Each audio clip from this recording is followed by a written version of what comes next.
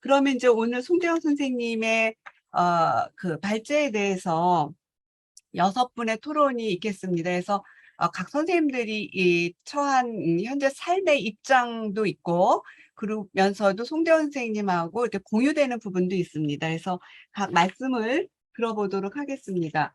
자, 첫 번째 토론은 공동육아와 공동체 교육의 해와달 어린이집의 교사로 계시는 남봉림 선생님이 발표를 해주시겠습니다. 부탁드립니다, 선생님.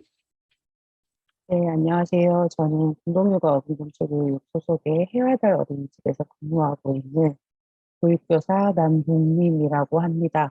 먼저 송대현 선생님께서 얘기해 주신 지금 당장 그냥 중부처 하나 정해서 가야 한다. 더 이상 논쟁을 끝내자라는 말씀에 저는 되게 공감을 하고요. 왜냐하면 제가 선배님들한테 이 얘기를 이보통합 이야기가 다시 나오고 있어요. 라고 하면 되게 체념적으로 이야기하세요. 나 학교 다닐 때도 나왔어. 그런데 그 학교 다닐 때 나왔던 이야기가 지금 내가 현장에서 20년, 30년 일해도 아직도 이야기들이 나온다라는 것에 대해서 될까? 이 이야기가 먼저 나오거든요. 그런 면에서 유보통합을 이야기할 때 저도 이제 박근혜 정권 때도 이야기를 했었고 문재인 정권 초기 이제 어, 그 후보였을 시절에도 다시 한번 얘기를 했었지만 또다시 이야기해야 되는구나. 끊임없는 되돌이표가 이제 좀 식상해지는 그런 모습이 있기도 합니다. 그렇지만 그럼에도 불구하고 유보통합이 계속 이야기되어지는 건 그것이 필요한 부분이 있는 것이고 그 필요할 때 각자의 위치에서 어떤 이야기들을 할 수 있을까 끊임없이 이야기들을 만들어가고 자료를 축적해 나가는 것들이 필요하다고 생각해요. 그래서 저희가 계속 어떤 것에 대한 주장을 펼치고 현장에서 이러한 것들이 마련됐으면 좋겠다라는 것들이 계속 모아질 때 정말 유보통합이 이루어지지 않을까라는 생각이 드는데 사실 조금 무서운 건 정말 대한민국의 아이들의 소리가 안 들리는 그 시점에 유보통합이 이루어지지 않을까라는 게 조금 염려입니다. 네, 그런 관점에서 제가 이제 발제문을 보고 몇 가지 이제 제안하고자 하는데요. 보육과 교육의 질은 극심한 격차를 보이고 있다라는 얘기에서 그동안 보육 현장이 얼마나 변해왔는지에 대해서 좀 몇 가지 이야기를 하고 싶었어요. 그래서 지난 30년간 보육계는 많은 변화가 있었습니다. 민간 시설의 영리화보다는 공공성을 확보하기 위한 장치들이 마련되었고요. 국가의 책임이 점점 강화되면서 국공립 어린이집이 확대됐고 평가제가 실시되고 연장반 교사가 지원이 되면서 교사들의 그 연구 시간들이 조금씩 확보됐고요. 지역별 급식관리 지원센터가 생기면서 급식에 대한 지원도 나라가 지금 하고 있고요. 회계 시스템이 의무화가 돼서 영리화를 추구할 수 없는 구조를 만들어가고 있습니다. 또 부모 모니터링단이 들어오고 열린 어린이집들이 도입되면서 보육계는 질적 도약을 해왔고 지금도 지속적으로 도약하고 있습니다. 교육과정을 또 살펴보면 어린이집이나 유치원 모두 누리과정 도입으로 인해서 교사 주도의 수업 방식에서 벗어나서 아이 중심과 놀이 중심으로 가고 있는 중입니다. 지금의 상태가 사실 아직 아주 이상적이라고 생각되지는 않습니다. 그러나 나아지려는 노력이 있었고 그 결과 조금씩 나아지고 있다고 생각합니다. 다만 유보통합은 더디 진행은 계속 더뎠고 아까도 얘기한 것처럼 계속 쌓여가는 그 정보들로 이제는 유보통합이 됐으면 하는 바람이 있습니다. 유보통합이 되는 것에 저희가 동의를 하는 이유는 다른 것이 아니라 현장에서 교사들의 또는 기관의 뭐 시청이든 교육청의 노력만으로 안 되는 것들이 있었어요. 그게 발제자께서도 언급하신 교사들 아동 비율이라든가 교직원의 안정적인 노동 구조라든가 교사의 역량을 강화하기 위한 물리적, 재정적 지원이라든가 지역별 폐원수가 늘어나면서 생기는 보육과 교육의 공백 등은 현장의 노력만으로는 해결할 수가 없었습니다. 그건 국가적 개입이 필요하고 그 방법이 유보통합이라면 지금 이 시점에 꼭 필요한 일이라고 생각합니다. 유보통합이라는 것은 새로운 보육과 교육의 틀을 짜는 일이라고 생각합니다. 새로운 틀의 기본 원칙은 아이들을 위한 구조여야 하고 지금까지 해오던 것들 중에 좋은 것들은 지키고 버려야 할 것들은 과감히 버리는 과정이었으면 좋겠습니다. 유보 통합의 제도적인 장치라든지 방법에 대해서는 뭐 발제자뿐 아니라 많은 전문가분들의 고견들이 있을 거라고 생각하고요.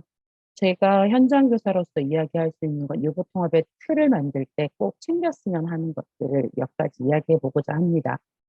아이들에게는 영아기부터 청소년기까지 생애 발달 단계를 조망할 수 있는 주무부처가 있었으면 좋겠습니다. 그래서 제가 유보통합을 이야기할 때 교육부로 가져간다고 하면 교육부가 아까 말씀하신 것처럼 영, 유, 초, 중, 고 모든 아이들의 발달 단계에 있어서 그 발달 단계마다 발달에 맞는 아이들의 교육과 보육을 고민해 볼 수 있는 조망하는 국가 기관이 생기겠구나라는 것에 활짝 설레었습니다. 그래서 대한민국의 모든 아이들이 안정적인 환경에서 영아기, 유아기, 아동 청소년기를 보내기를 바라고요. 영아기부터 청소년기까지 생애 발달 단계를 도망하면서 아이들의 삶이 디자인되었으면 좋겠습니다. 그동안 각자의 영역에서 쌓아온 노하우와 전문 지식을 모아서 주무부처에서 통합적으로 이끌어갈 수 있는 것이 유보통합으로 열렸으면 좋겠습니다. 첫 번째로 유보통합 안에서 아이들은 능동적인 학습 당사자로서 입지가 확고해지길 바랍니다. 영아와 유아들은 오감각을 통해서 세상을 알아가고 그 과정을 가만히 지켜보면 아이들은 태어나면서부터 배우는 것에 매우 적극적이고 알고자 하는 욕구가 크다는 걸 알 수 있습니다. 스스로 자신의 삶을 발전시켜 나가고 싶어 하고 그런 아이들은 교사와 함께 가르치고 배우는 관계가 아니라 서로가 함께 배워나가고 성장해가는 관계로 만나서 서로를 지원하는 관점으로 갔으면 좋겠습니다.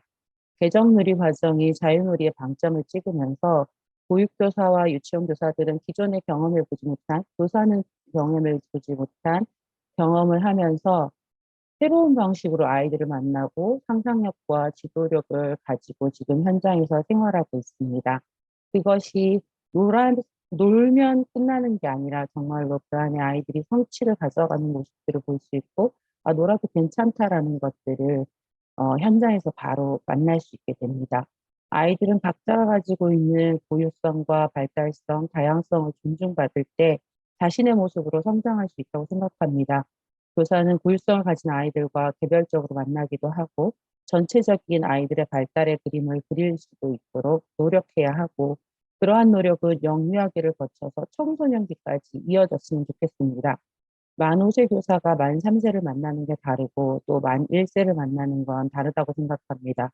또 영유아의 아이들을 만나는 것과 학령기의 아이들을 만나는 건 또 다르겠지만 각 시기의 아이들은 서로 다른 발달의 특성을 갖지만 교사는 전체적인 발달에 대한 이해를 바탕으로 아이의 삶을 조망할 수 있을 때 아이는 더 안정적이고 즐거운 성장기를 보낼 수 있지 않을까 생각해 봅니다. 아동 청소년기 아이들의 삶에도 놀 권리가 보장이 되고 학습이 의무가 된 노동이 아니라 학습은 권리가 된 놀이가 되고 재미있고 즐거운 학습을 통해서 행복한 성장기를 보낼 수 있으면 좋겠습니다. 그게 영유아들이 교육부 소속으로 들어갔을 때 전체 아이들에게 미칠 수 있는 영향이라고 생각하니 좀 신이 났더라고요. 그리고 두 번째로는 기관과 부모와의 파트너십의 형성이 견고해지기를 바랍니다. 각 보육교육기관은 부모 참여 등 다양한 활동을 모색했습니다. 부모와의 협력이 아이의 발달에 매우 중요한 부분이라는 것들을 과제로 잡고 있기 때문인데요. 부모는 아이를 기관에 맡기고 서비스를 받기만 하면 된다는 인식에서 벗어나서 아이라는 공통의 주제를 두고 교사와 부모가 협력해야 한다는 것. 그리고 부모와 교사는 각자 고유 영역에서 역할이 있고요. 부모는 가정에서, 교사는 기관에서 아이와 가장 밀접하게 만나면서 생활을 하게 됩니다. 부모와 교사가 소통을 할 때, 소통이 원활할 때 아이는 정서적인 안정감을 갖게 되고, 이러한 안정감은 신체적, 인지적 발달에 긍정적인 영향을 미친다라고 생각합니다. 아이를 잘 이해하기 위해서는 가정과 기관의 연계가 무엇보다도 중요합니다. 한 가지 더 붙이자면 아까도 얘기하셨지만 다양한 보육과 교육의 형태가 고민되어져서 보육교육의 사각지대가 점차 축소시켜 나가는 것도 중요하다고 생각합니다. 가정에서만 오롯이 책임지고 있는 장애아를 위한 기관을 누리는 것, 시간 연장 보육 등을 통해서 다양한 부모의 요구가 보장돼서 더욱 확장된 사회적 육아가 가능한 구조를 기대해 봅니다. 마지막으로 교사 이야기를 하려고 합니다. 현장이 행복한 교사였으면 좋겠습니다. 아침에 출근할 때 아이들을 만나는 것들이 되게 기대되고 정말 발걸음이 가벼운 현장이 교사들에게 만들어졌으면 좋겠습니다. 발제자도 이야기하셨지만 경력이 많고 숙련된 교사가 오래 머무를 수 있는 구조는 민간이나 사립 구조에서는 쉽지 않았습니다. 학교처럼 재정과 대체 인력이 안정적이 않고서는 어, 안정적인 노동 구조를 가지기가 쉽지 않은데요. 낮은 출생률로 인해서 교사들의 일자리는 불안해졌고 이러한 불안은 함께하는 아이들의 삶에도 영향을 미친다라고 생각합니다. 안정적인 노동 구조를 통해서 교사도 아이도 나아가 부모의 삶도 안정을 찾을 수 있으면 좋겠습니다. 그리고 좋은 교사의 자질은 학력만으로 갖추어지진 않는다고 봅니다. 현장에서의 세월이 녹아들어서 점차로 좋은 교사가 되기도 하는데요. 그런데 학력만으로 인정되는 좋은 교사라는 자격 기준으로 능력 있는 교사들이 현장에 떠나는 일은 없었으면 좋겠습니다. 유보통합에 있어서 학력만으로 기준을 갖지 말고 여러 방안을 모색해서 교사들이 현장에 머무를 수 있었으면 좋겠고 그들의 좋은 자질이 차별과 차등 없이 발휘될 수 있기를 바랍니다. 어린이집과 유치원은 각자의 위치에서 나름 30년 동안 최선을 다해서 지내왔다고 생각합니다. 유치원은 교사 연수나 상담, 체험, 객관식 담당교부의 좋은 무대를 가지고 있고 어린이집은 부모 참여나 아이들의 정서적 돌봄의 노하우, 투명한 회계관리 시스템 등을 갖추고 있습니다. 각자가 가진 좋은 것들이 적절히 합해진다면 아이들의 삶이 조금 더 나아지지 않을까요? 아이들이 삶이 더 나아지는 이곳통합이기를 기대해 봅니다. 토론은 여기까지입니다. 감사합니다. 네, 감사합니다. 아마 지난 30년간 나름의 보육에서도 제도적인 또는 교육 내용적인 그 향상을 위해서 노력을 해왔고, 그 최선을 다한 교사로서도 해결하지 못한 것을 유보통합이 이제 담당해줘야 된다라는 목소리였고요. 아마 이게 교육부, 예를 들어서 교육부가 이걸 통합한다라고 하면 영유아기부터 그 청소년기까지 포괄적이면서도 일관된 보육 통합의 어떤 프레임을 가지고 해줬으면 좋겠다라고 하는 이야기. 그다음에 부모와 기관이 협력을 해야 되고 특히 사각지대의 문제도 해결해 줘야겠다. 또 이제 교사가 굉장히 중요한 요인인데 노동 구조로부터 안정된 노동 구조를 받고 더 행복하였으면 좋겠는데 이 통합에 있어서 교사 전문성을 판단하는 데 있어서 학력이라고 하는 단일한 기준 외에도 다양한 복합적인 기제나 기준을 고려해 봐야 되지 않겠는가라고 하는 의견을 주셨습니다.